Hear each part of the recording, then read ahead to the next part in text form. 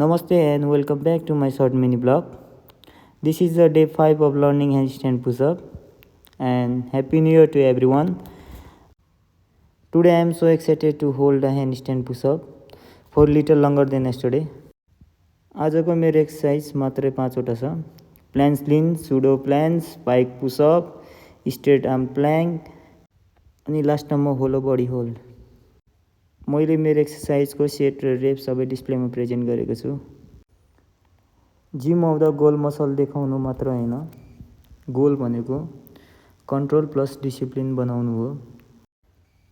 Stretching चाहिँ म whole बडीलाई फोकस गरेर गर्छु. मेनली आज मेरो सोल्डर जोइन्ट र मेरो रिस्ट जोइन्टलाई फोकस गर्छु, किनभने आज अलि धेरै ह्यान्डस्ट्यान्ड होल्ड गर्ने मेरो टार्गेट पनि छ. फर्स्टमा मैले मेरो कोरलाई एक्टिभ गर्नको लागि होलो बडी र प्लान्स लिन गर्यो. मैले मेरो प्लान्स लिन होल्ड गरिसकेपछि 4 सेटको 10 रेप गरेर मलाई आज सुडो पुसअपको गोल हिट गर्नु थियो.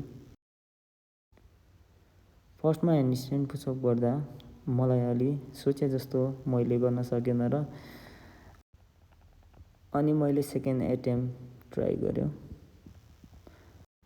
I will kick up, fall, get up, try again, wall बिना, सपोर्ट बिना म गिरिरहन्छु, तर डराउँदिन, because falling is a part of learning, I no.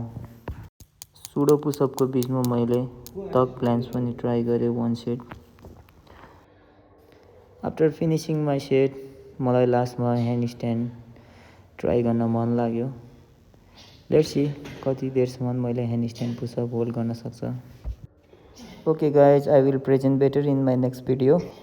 Thanks for watching. See you on my next video.